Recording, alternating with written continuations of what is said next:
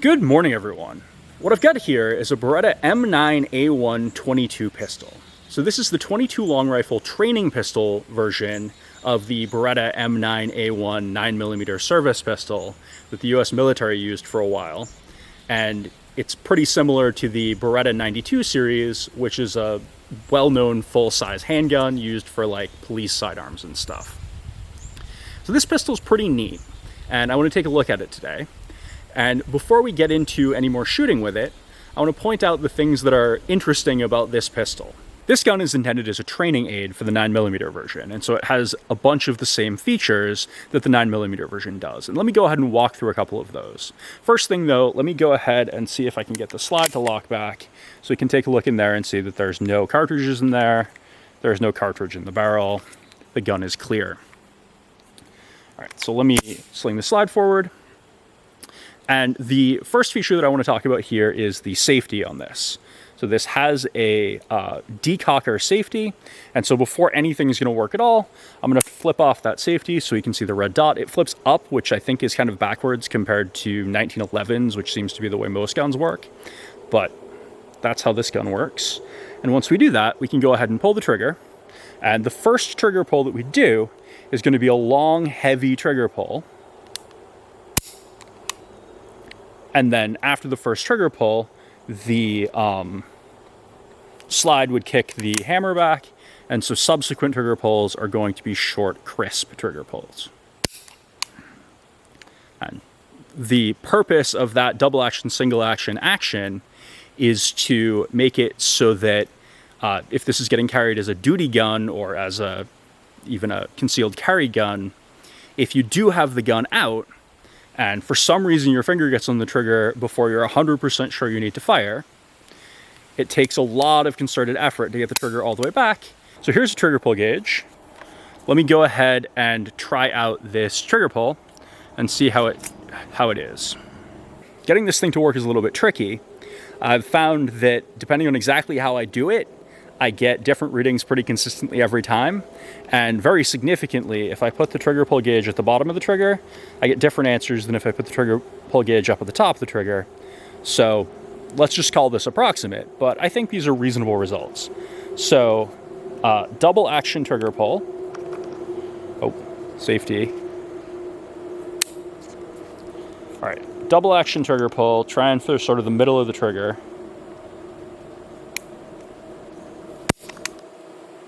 I get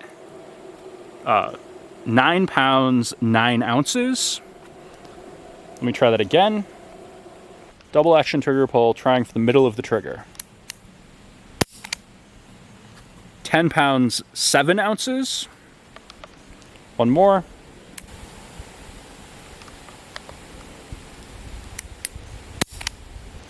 £9 7.4 ounces.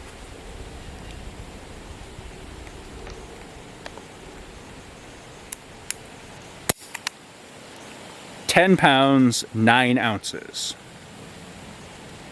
So the double action trigger pull on this is around 10 pounds. Let's go ahead and take a look at the single action trigger pull on it.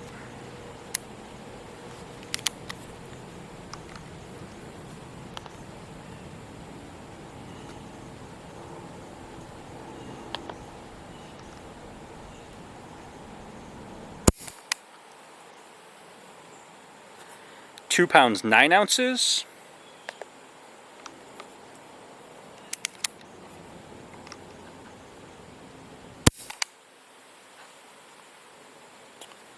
£2 3 ounces.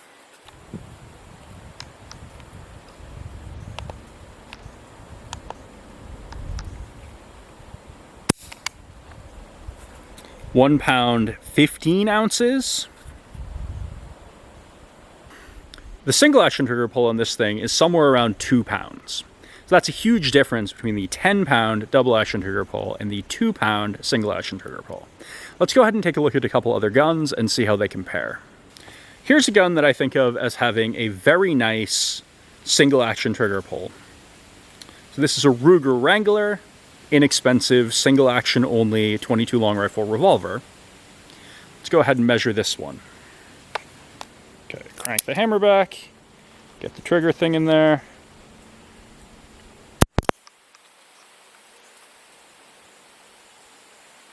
1 pound.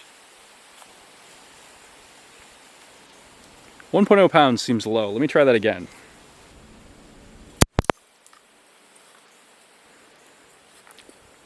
2 pounds 10 ounces.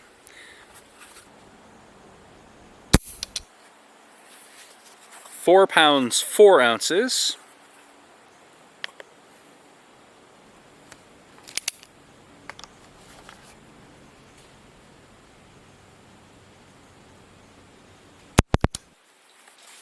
4 pounds 8 ounces.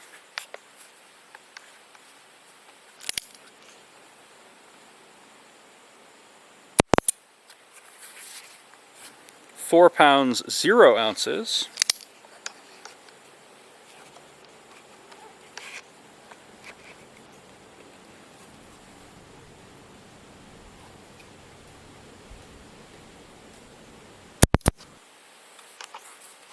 4 pounds 0 ounces. This Ruger Wrangler, designed as a single-action revolver, has a trigger pull of around 4 pounds. So that's twice the trigger weight of the Beretta single-action mode. Another gun that I have access to that's worth comparing the trigger pull on is this Ruger P365 XL. Let's go ahead and check it and make sure that it's clear first. So, nothing in the magazine there. Chamber is empty. So this gun is clear. All right, let's look at the trigger pull on it.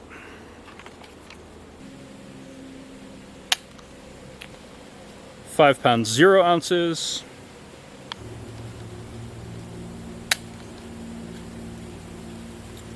5 pounds 7 ounces.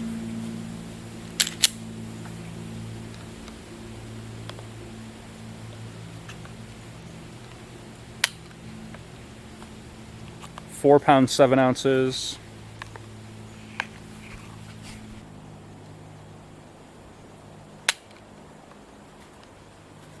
5 pounds 5 ounces.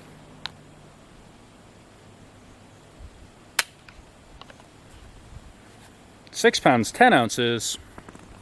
In conclusion, I'm not very good at using the trigger gauge, but this thing appears to have a trigger weight of around 4 or 5 pounds.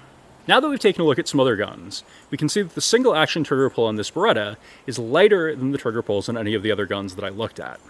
For comparison, this gun had a 2 pound single action trigger pull, whereas the Ruger Wrangler single action revolver had a 4 pound trigger pull. Now I'm not sure why the trigger pull was so much lower on this, and I don't know whether the 9mm real version of this gun has quite that light a trigger pull, but it's plausible to me that that would work, since this gun is single action, double action, so the first trigger pull is going to be much heavier than that. So the main reason to have a heavier trigger pull to avoid negligent discharges is reduced somewhat on this gun. And further, this gun doesn't support being carried cocked and locked. If you pull back the trigger on this thing, well, to take the safety off to even try this, if you pull back the trigger on this thing and then you put the safety on, it decocks the gun. And so in order to get a single action trigger pull on this, either you have to be carrying it unsafely with the hammer cocked and the safety off, which is pretty clearly a bad idea, or you have to do a double action trigger pull and shoot around before you get the single action trigger pull, or you have to manually cock the hammer, which on this gun probably isn't the thing that you're going to do. Next up, I've got a couple of questions to answer using the chronograph. The first one is, with 22 long rifle having rifle in the name, I tend to think of it going through a rifle length barrel by default, and I think that's how most of the manufacturers test most of their ammo.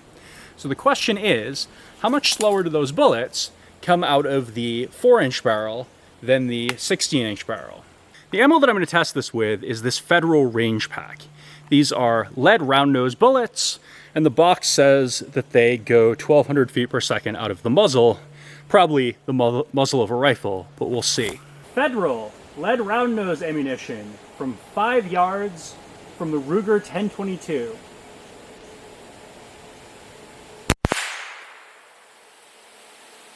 Crap, I didn't turn the thing on.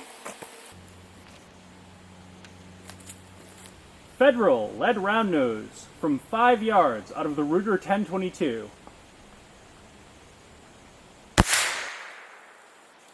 Error. Error? Let's try again.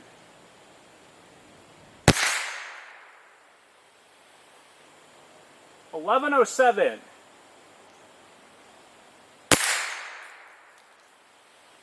$10.91.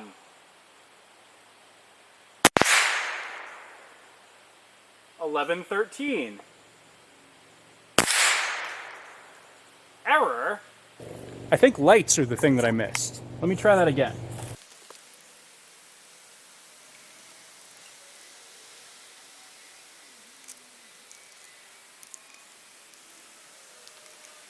Federal lead round nose from 5 yards out of the Ruger 1022.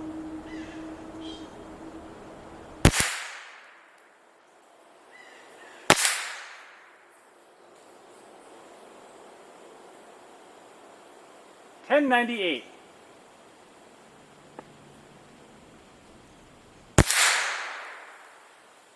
$10.94.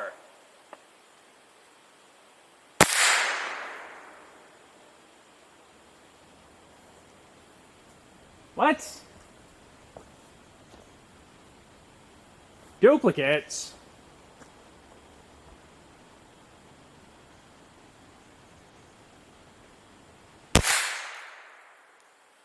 $11.28.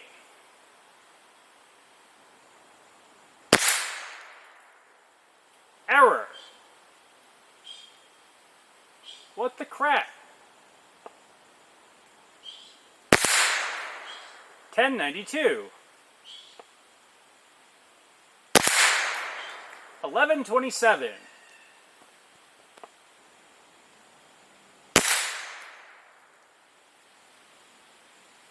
Nothing? I'm bad at this?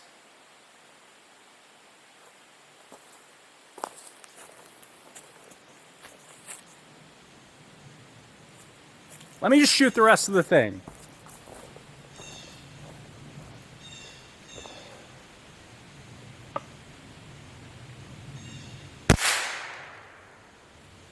$11.08. That was the rest of the thing. Federal lead round nose from 5 yards out of the Beretta M9A1 22. $9.31. $9.39. $9.29. $9.09. $9.38. $9.35. $8.34. $9.25. $9.75.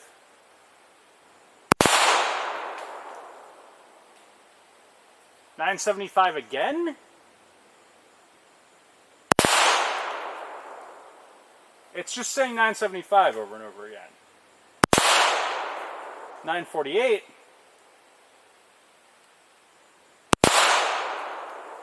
$9.35. $9.55. Oh, my ammo's out. While we're doing comparisons, the size of these two guns is actually pretty similar. And the barrel length on the revolver is a little bit shorter, and the revolver has a cylinder gap. And so I want to take a look and see how much slower the bullets come out of the revolver than out of this semi-auto. That's going to be both barrel length and cylinder gap, but let's see what we get. Federal lead round nose at 5 yards out of the Ruger Wrangler single action revolver. $9.67.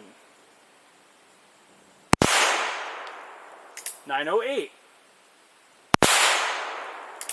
$9.23. $9.23 again. $9.51.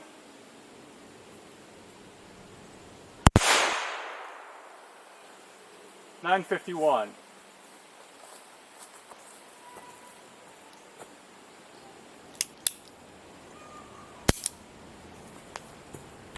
It looks like that 1200 feet per second on that Federal range pack ammo is a little bit optimistic even out of the Ruger 1022. I bet they're testing in a 20 or 22 inch barrel, whereas my 1022 I think has a 16 inch barrel. So we're getting around 1100 feet per second from the 1022. And then out of a pistol length barrel with the Beretta, we got even slower. We were getting under 1000 feet per second. And that's actually really cool because it means that even supersonic ammo shot through the pistol length barrel of the Beretta is going to be subsonic. But one other thing that I wanted to test today was what happens if we use intentionally subsonic ammunition. I have this pack of Aguila 22 subsonic hollow point ammo, which has a listed velocity of 1024 feet per second. So just under the speed of sound. And I bet they're testing out of a 20-inch barrel again. But let's see how 1024 feet per second gets downgraded when we shoot it out of the pistol length barrel. The other thing that I want to test here with the subsonic ammo is how well it operates out of the gun. So I'm going to be pointing the camera at the gun in case we get any malfunctions, and I'll read off the chronograph speeds. Aguila subsonic hollow points at 5 yards out of the Beretta M9A1 22. 924. Nothing.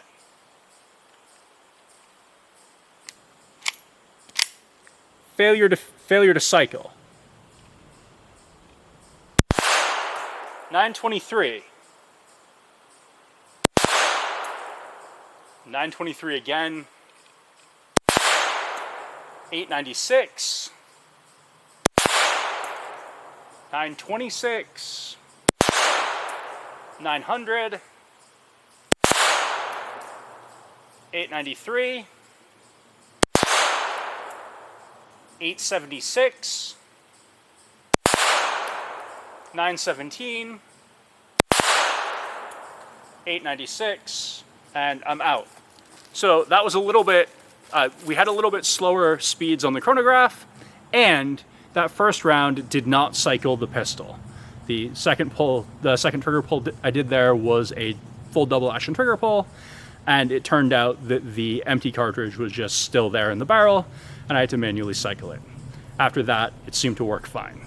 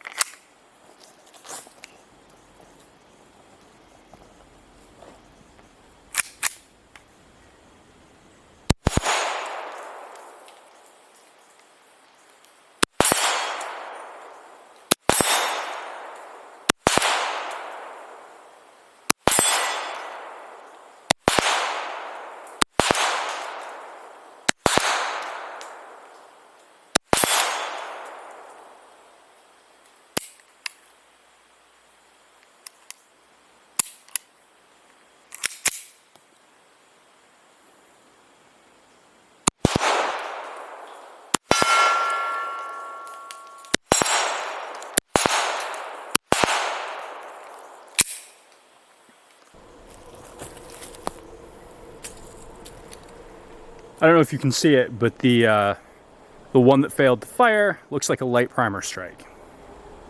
So that's the Beretta M9A122. It's a lot of fun to shoot. It seems to be pretty reliable. We only had 2 failures in the testing today. One was trying to run subsonic ammo through it, and 1 out of 10 subsonic rounds was unable to cycle it and kick the round out. The other failure looked like an ammo failure from the big Federal range pack, where the firing pin hit the rim on one of the rounds and the round just didn't go off. I said light primer strike at the time. Staring at it more, I don't think it was an especially light primer strike. The round should have gone off, it just decided not to. So absolutely a neat gun that I'm happy to have gotten, and I'm awfully tempted to pick up a regular Beretta M9 or Beretta 92 because it seems like it would be fun to shoot in full 9mm caliber. So thank you for watching the video. Make sure to check in the description for a link to where you can subscribe to my RSS feed and the associated blog post with this video, and have a wonderful rest of the day.